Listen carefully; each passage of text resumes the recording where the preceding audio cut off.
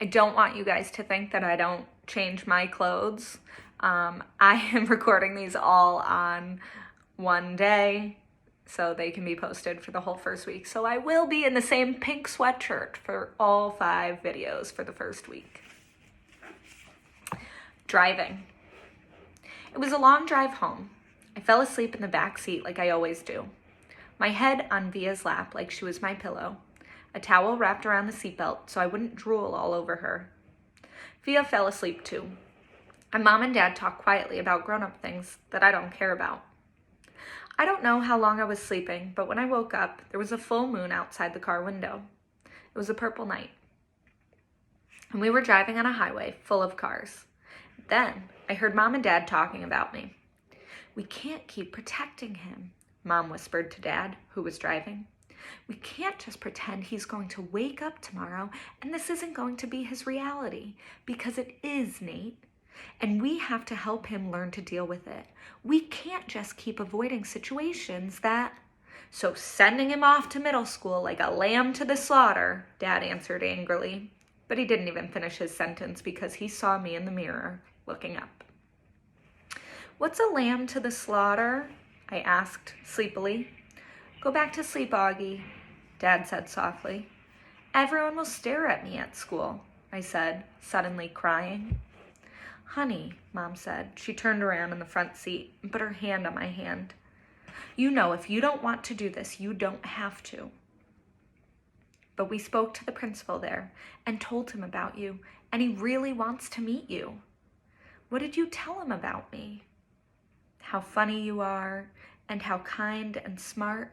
When I told him you read Dragon Rider when you were 6, he was like, 'Whoa, I have to meet this kid.'" "Did you tell him anything else?" I said. Mom smiled at me. Her smile kind of hugged me. "I told him all about your surgeries and how brave you are," she said. "So he knows what I look like?" I asked. "Well, we brought pictures from last summer in Montauk," Dad said. "We showed him pictures of the whole family and that great shot of you holding that flounder on the boat." "You were there too?" I have to admit, I felt a little disappointed that he was a part of this. "We both talked to him. Yes," Dad said. "He's a really nice man." "You would like him," Mom added. Suddenly, it felt like they were on the same side. "Wait, so when did you meet him?" I said. "He took us on a tour of the school last year," said Mom. "Last year?" I said. "So you've been thinking about this for a whole year and you didn't tell me?" "We didn't know if you'd even get in, Augie," answered Mom. "It's a very hard school to get into. There's a whole admissions process. I didn't see the point in telling you and having you get all worked up about it unnecessarily. But you're right, Augie. We should have told you when we found out last month that you got in," said Dad. "In hindsight," sighed Mom. "I guess, yeah." "Did that lady who came to the house that time have something to do with this?" I said. "The one that gave me that test?" "Yes, actually," said Mom, looking guilty. "Yeah." "You told me it was an IQ test," I said. "I know, well, that was a little white lie," she answered. "It was a test you needed to take to get into the school. You did very well on it, by the way." "So you lied," I said. "A white lie, but yes, I'm sorry," she said, trying to smile, but when I didn't smile back, she turned around in her seat and faced forward. "What's a lamb to the slaughter?" I said. Mom sighed and gave Daddy a look. "I shouldn't have said that," Dad said, looking at me in the rearview mirror. "It's not true. Here's the thing. Mommy and I love you so much, we want to protect you any way we can. It's just sometimes we want to do it in different ways." "I don't want to go to school," I answered, folding my arms.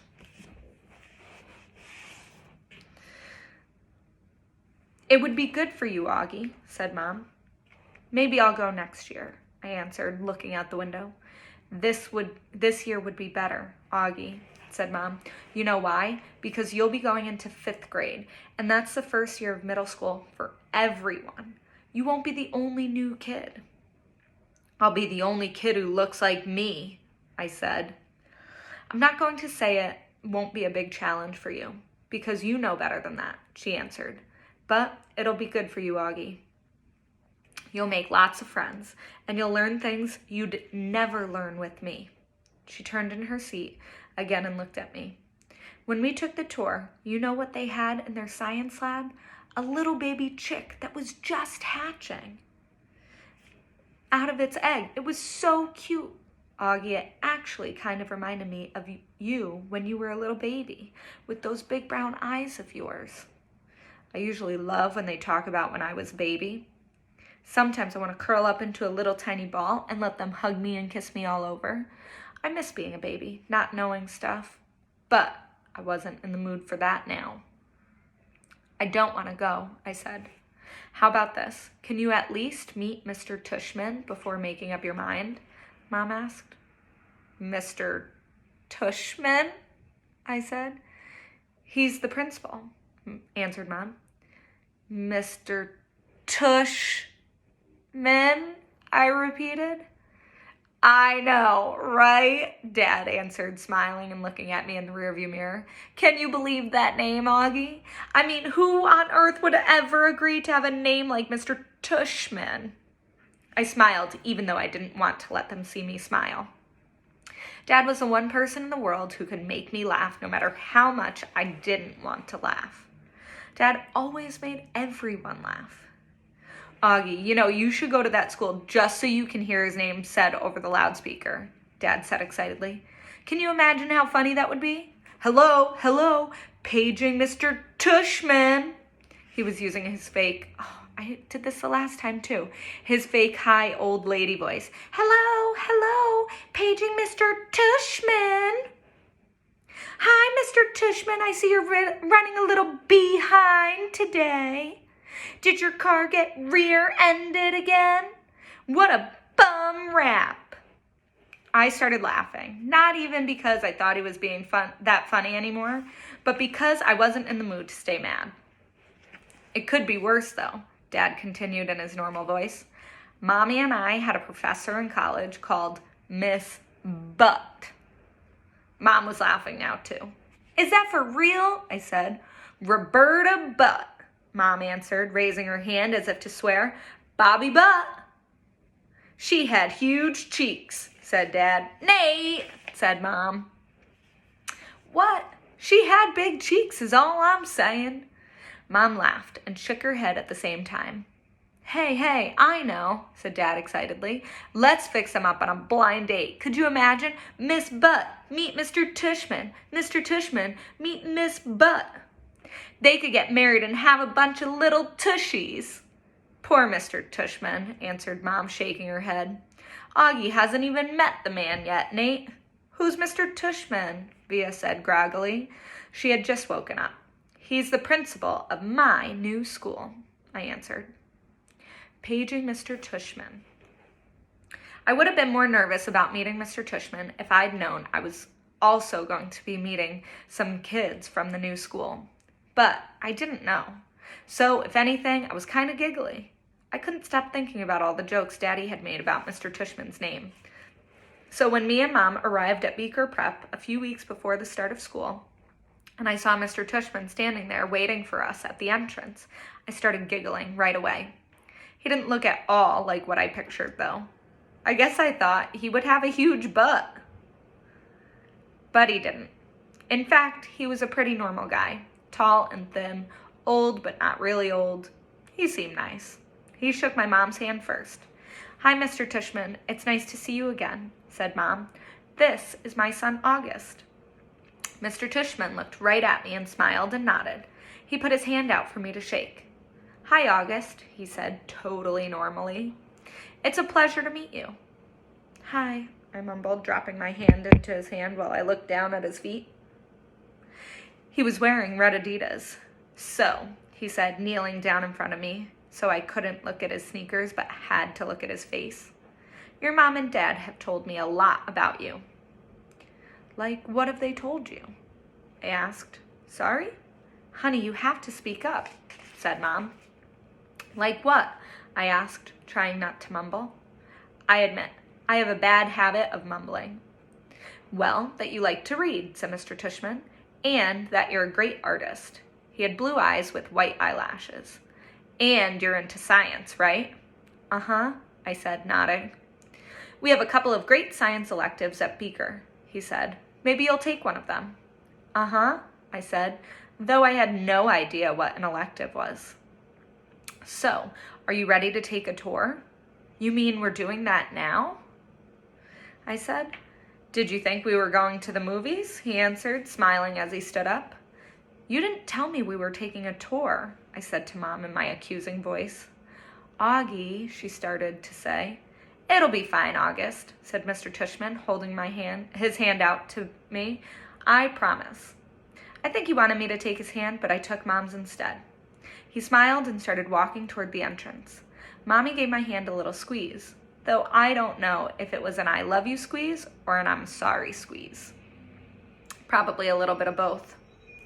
The only school I'd ever been inside before was Via's, when I went with Mom and Dad to watch Via sing in spring concerts and stuff like that.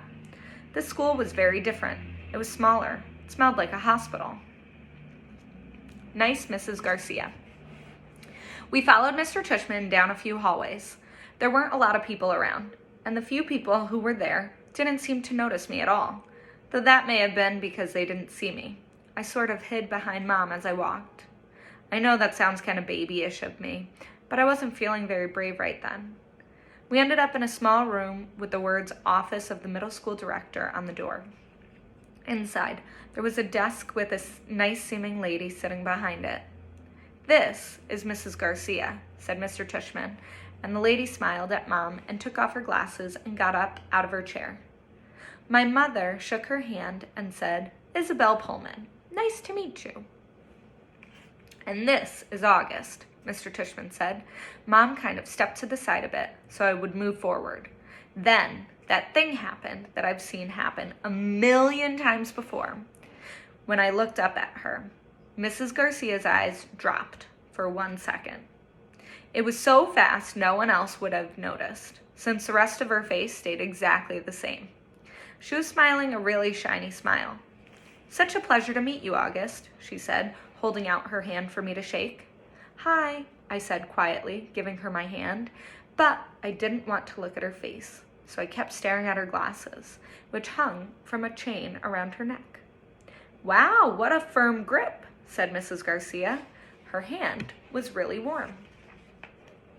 Kid's got a killer handshake, Mr. Tushman agreed, and everyone laughed above my head. You can call me Mrs. G, Mrs. Garcia said. I think she was talking to me, but I was looking at all the stuff on her desk now. That's what everyone calls me. Mrs. G, I forgot my combination. Mrs. G, I need a late pass. Mrs. G, I want to change my elective. Mrs. G's actually the one who runs this place, said Mr. Tushman, which again made all the grown-ups laugh. I'm here every morning by 7:30, Mrs. Garcia continued, still looking at me while I stared at her brown sandals with small purple flowers on the buckles. So if you ever need anything, August, I'm the one to ask. And you can ask me anything. Okay, I mumbled. Oh, look at that cute baby, Mom said, pointing to one of the photographs on Mrs. Garcia's bulletin board. Is he yours? No, my goodness, said Mrs. Garcia, smiling a big smile now that was totally different from her shiny smile. You've just made my day. He's my grandson. What a cutie, said Mom, shaking her head. How old? In that picture, he was 5 months, I think. But he's big now, almost 8 years old. Wow, said Mom, nodding and smiling. Well, he is absolutely beautiful. Thank you, said Mrs. Garcia, nodding like she was about to say something else about her grandson. But then, all of a sudden, her smile got a little smaller. We're all going to take very good care of August, she said to Mom, and I saw her give Mom's hand a little squeeze. I looked at Mom's face, and that's when I realized she was just as nervous as I was. I guess I liked Mrs. Garcia when she wasn't wearing her shiny smile. I'm going to stop there. I'll see you guys tomorrow.